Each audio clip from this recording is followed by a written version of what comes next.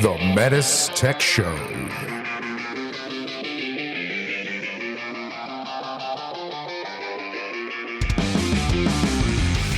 Welcome to the Metis Tech Show, a show for HVAC professionals by HVAC professionals.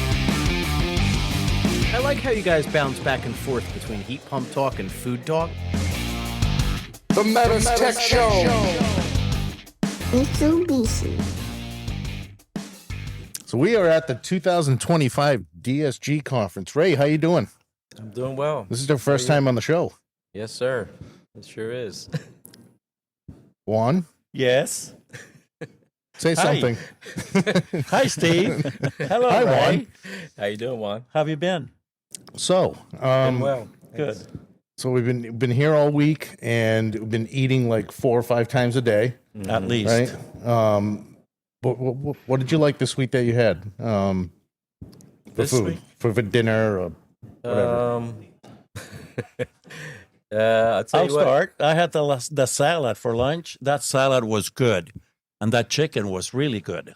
The You know what's so salad good? was good. You know what's so good about the salad was the dressing. Yes. Yeah, that And strawberry the, vinaigrette. and the green was awesome. olives, because I love green olives. That's So- good too. So what did you like, Ray? The turkey we had last night, Yeah, dinner, that's that was good. pretty good. It was Yeah. pretty Yeah. tender. Was it?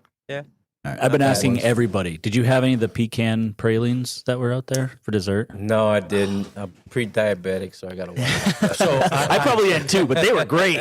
I have to ask, is it pecan or pecan? Depends on how pretentious you are, I think. Okay. Depends well, where you're you know from. me. In Texas, we call it pecan. See? Yeah. So, Ray, I want to talk Puerto Rican food. Okay. Oh, Do you cook at home at all? On occasion, Yeah. I do. Yes. Okay. Does your wife do most of the cooking? Yeah, Yeah. I would say so. Okay. Yeah. So a little bit of both. Yeah. What's you- your favorite dish? You were mentioning that you cook ropa vieja. I do. I can. Yes. What do you want to know about it? How do you fix it?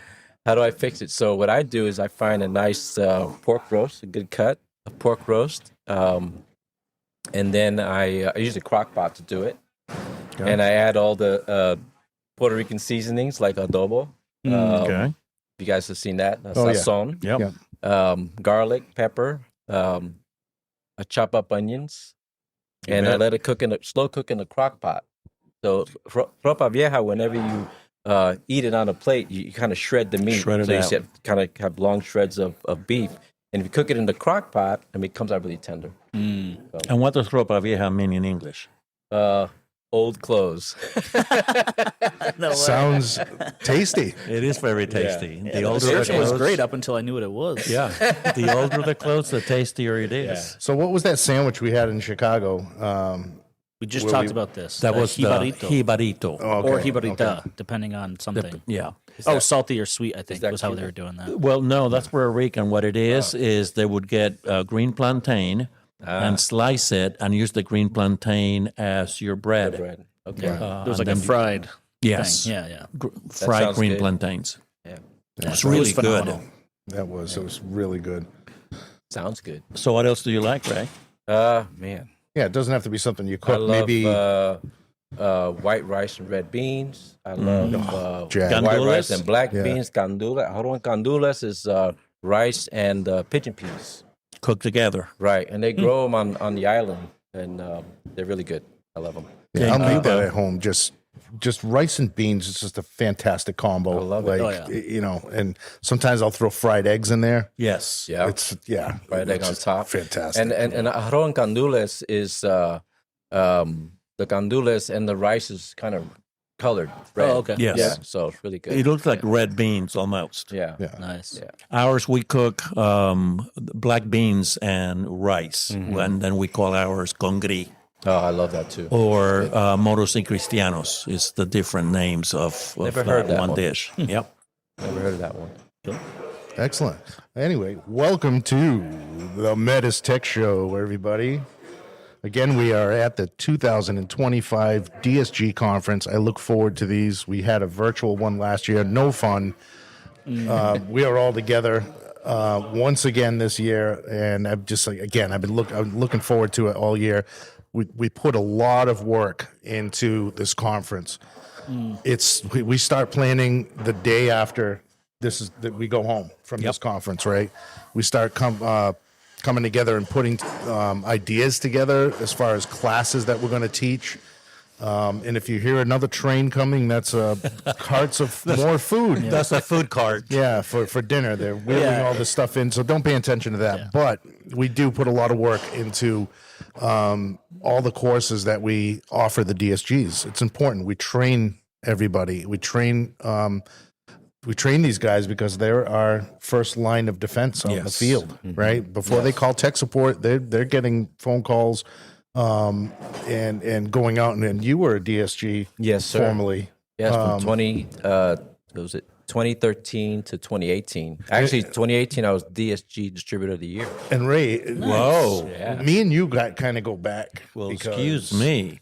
When I see Ray, I think about the most terrifying week of my life, and that was the second week that I was with Metis in 2017. We were both in Train the Trainer. I remember that. We're Train the Trainer brothers, and we got our butts kicked. And we you know, did. talk about nerves, right? Yes. I was already teaching classes before I came to Metis, and I went through Train the Trainer with Paul, and I thought I was going to die. Yeah. By the end of the week, though, and Train the Trainer back then, Oh, it was. you know, brutal. now it's a joke. Now it's like 3 days, and you know, everybody's all lovey-dovey in class and stuff. No, I Train almost the Trainer quit. back then was a full week. You came in Yes. on Monday, and you left on Friday a changed person. Yeah. All right, Or a And- dead person. right? And when they did, I don't know if you've sat in any Train the Trainers recently. I haven't. Now they do they do their M&P topic, and it's only 15 minutes. I think it's 10 minutes total, Oh, right? wow. Yes. Yep. Wow, that's short. 45 minutes we had to do of an Yes, we M&P did. topic. Right. Oh wow. And that I didn't know what I was talking about. I was just pointing at stuff up on the slides and getting my butt kicked the whole time. Anyway, by the end of the week, I was glad I went through it. And if you can, it just teaches you how to teach. Yes, it it teaches does. you to be a better facilitator, not so much a presenter, because anybody can present. But Absolutely. to facilitate, to ask those purposeful questions, it teaches you how to do all that stuff. Yeah. It was fantastic. So yeah, me and Ray, I always say we're like Train the Trainer brothers. Yeah. I actually went through I went through Train the Trainer. I had the class in Cleveland. Is that where the training center is? I went through Train the Trainer the first time. I went through 2 days, and my father-in-law passed away, sadly, during the geez, sorry first to hear Train the that. So you had to Trainer. leave. So I had to leave midway. That's why I went back to Boston. So, Oh, yeah, okay. So Yeah. I had a little bit of brutality twice. You didn't get enough for the first time. I guess did you? not, but But it was that just fun. goes to show, you know, the gauntlet that we make people go through Yes. to be authorized to teach Yeah. at Mitsubishi, right? So one of the classes that we put together, Ray, that you put together was the s-MEXT, our precision cooling class. Tell us a little bit about that. So the s-MEXT is an exciting product. It's precision cooling unit for IT cooling. As I'm walking around, I see everybody looking at the unit. I see excitement in their faces. I see a little bit of fear with all the wiring components in there. Right. So it's a great unit, though. After they get done with the class, they seem very comfortable with it. Right. So, Yeah, I think the hardest part for me was going through the keypad or the interface, which is right. very similar to a Corel controller. Right. Yes. You know, and Bryn, you basically took over for me when you came on board. Yep. I had the test unit set up in Boston in the back, and I couldn't get the thing from Celsius to Fahrenheit to save my life, and I gave up, and I had it hooked up to the breaker panel with some wires across the floor. That was just to actually get this the thing first running. s-MEXT ever installed in the U.S. Probably. Probably, yeah. Was that in the back of the Boston Training Center with a, what was it, a 12-3 whip coming right from the unit right into the breaker. Yeah. And I forgot what I was doing, but I was busy with something else, and I was like, hey, mess with this thing. And next thing I know, he's like our product champion. Well, you're the product champion on this thing, Yeah, you know? stuck with So it's yours. Yeah. And you've kind of been right along with Bryn, Trying to learning keep up. about it, and we had a very crude presentation when we first started teaching on this. I remember I was teaching, and I'm not sure if you were already with us at Metis, if you were on the service team yet, but this was in Swanee. I had to present on the s-MEXT. Bryn, you hadn't started yet. Yeah. And I had to present on the s-MEXT with this presentation from Italy that was just kind of chopped up and pieced together, and I didn't know what I was talking about. But it's an exciting product, because I used to work on Liebert IT did too. units. Oh, you Yep. did? Yes, sir. Okay. Yeah. With the semi-hermetic compressors in them, Yes, the old landlines carrier. connecting them Yes. all. Yes. So I come from my previous job before this. I worked at Rhode Island Hospital full time, and I taught night classes, HVAC classes at night. And we took care of multiple data rooms, but we had one large IT room that had 4 large Liebert units in it. Yeah, and they were all when one threw an error, they all threw an error and started beeping. Yes. And it was critical, because everything from the hospital went through this data center. We're talking people's X-rays, MRI scans, everything goes through, so that doctors throughout the hospital can just go to any computer and open up someone's X-ray or MRI scan or anything. So it's critical. It's critical cooling within a degree, really. Set for 68 degrees, and that's what it's trying to. And not only trying to maintain temperature, but most important, humidity. Yep. Right. You can't have static inside of a data room or any type of electronics. Right. Yeah. Yeah. So I had the pleasure of doing the DSG conference virtually last year, which, had a lot of good information in it, but I think one of the drawbacks to having it virtual was not being able to stand in front of the equipment. Right. So it's good to actually do it again this year with the equipment in place. Right. So when you're doing the s-MEXT training this year, are there certain topics that you're trying to hammer home, or is it just kind of generic overview? Or So the structure? so a little bit of everything. I mean, I took some of the content from the one-day class and used that. Went over the components, interior components, especially the humidifier. The humidifier is a lot of people are not used to that.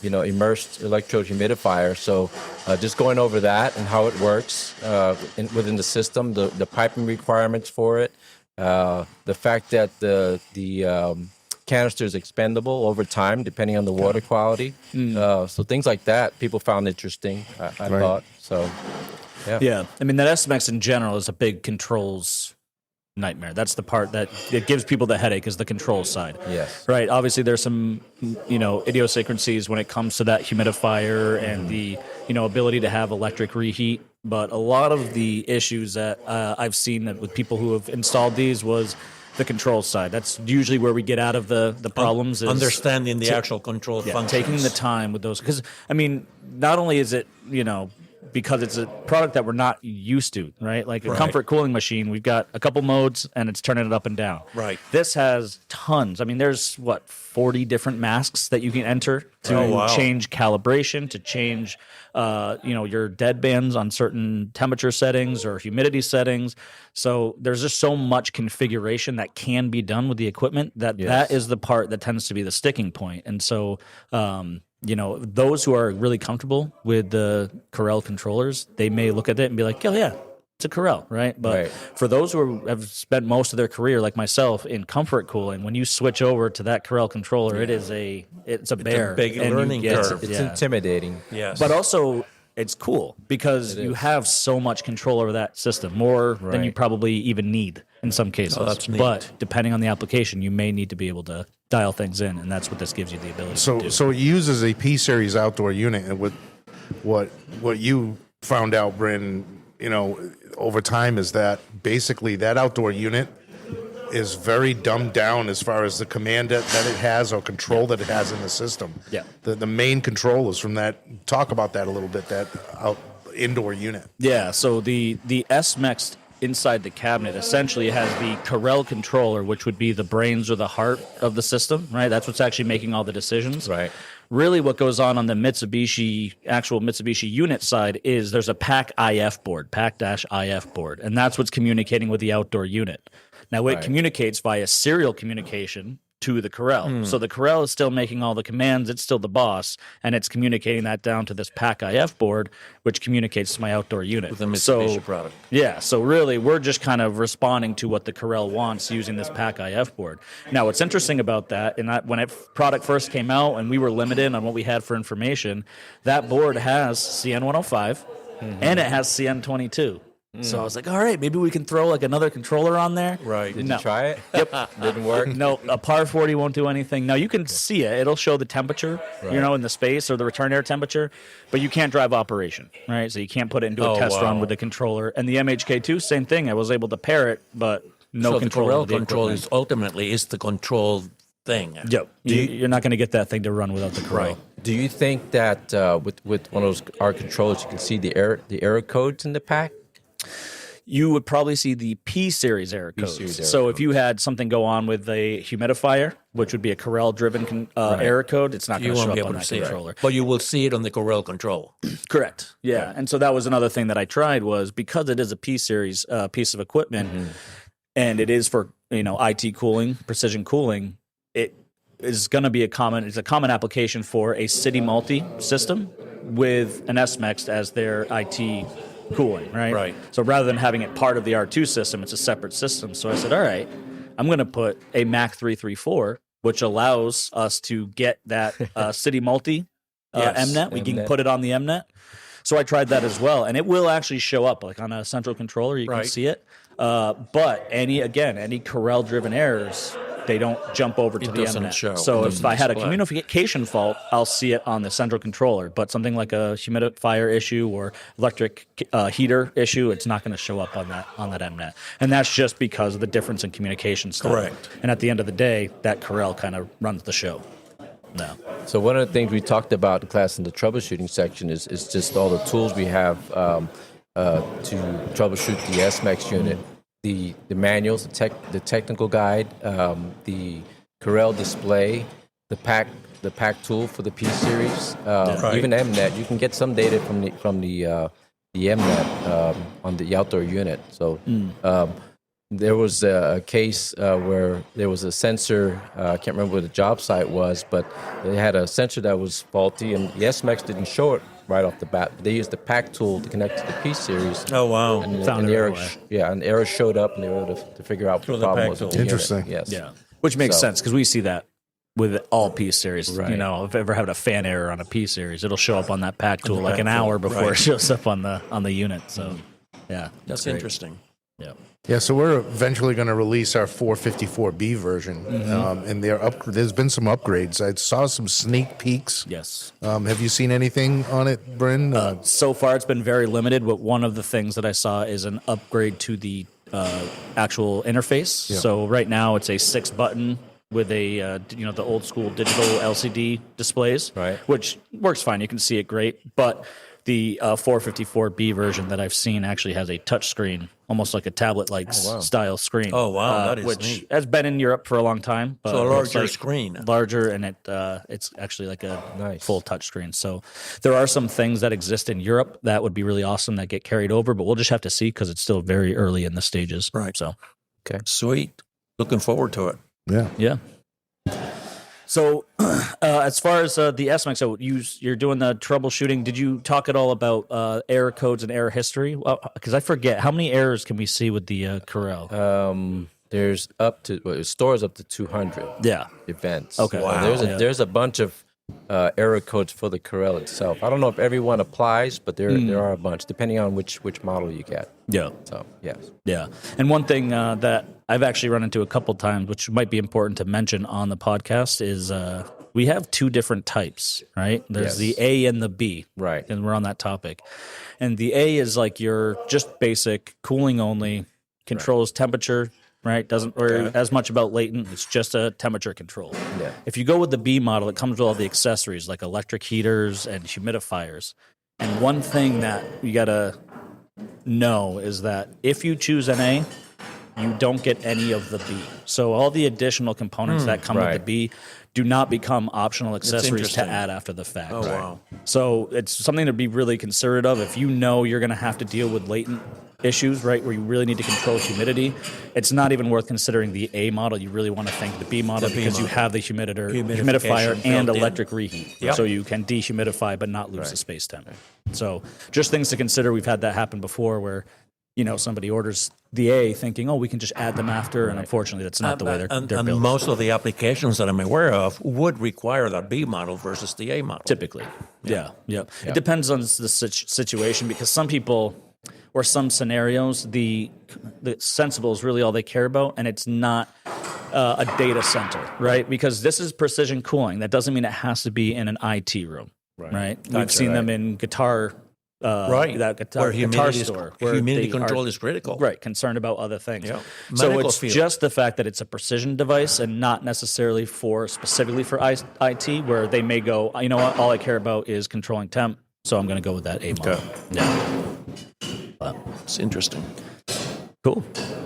Anything else we want to add? Yeah. No, I think that just about covers it. Yeah. Well, Ray, thank you very much for doing s-MEXT you're for welcome. us this year. I Appreciate was very happy to pass that off to you. It was- and let it you was, take over for me. Yeah, Bryn decided to do a 6-in-1 class Presentation. And, so now he's struggling to get the class done. He comes out of there and he's like, looks like he just got his butt kicked, and it's tough because these guys are smart. Yeah. They're They smart don't ask. and- They don't ask questions that you easily have the answer to. Sometimes you got to think your way through it. And the thing is that depending on how you structure your classes, and unfortunately, I did not structure mine well. We had until 5:00 tonight to get this class over with, and I think I walked out of there at 4:59. So I'm not leaving myself a lot of time. So you're on getting the education better. front. yeah. I bought myself 3 minutes. You're really getting better at this. Yeah. Yeah. So Yeah, I think Bryn's class should be called Information overload. Mini Split and VRF Easter eggs. Yeah. Yeah. Oh, and then also EcoDan, and then also IntelliHeat. Yeah. yeah, I stuffed that one. That's awesome. It's a learning lesson. Yeah. But looks like dinner's coming. Can you guys see any of the food? Oh, yeah. Oh, yeah. It's That's coming. all that noise you hear in the background, It is dishes being crashing displayed. and everything else. It's pretty wild. I see the dessert. Yeah. So tonight is awards night. So Yes. hopefully, or maybe. The night when we honor the DSG Yeah, members. absolutely. And that means maybe we'll get some good stuff. Right. Maybe. Food's been really good.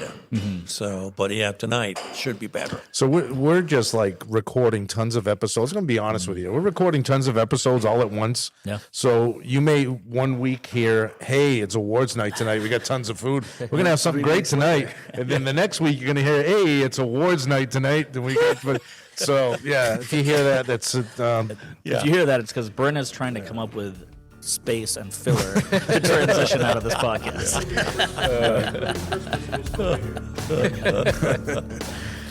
all right. Well, thank you very much, and we'll see you on the next one. See you on the next one. Appreciate it. Thank you. Adios. Bye bye.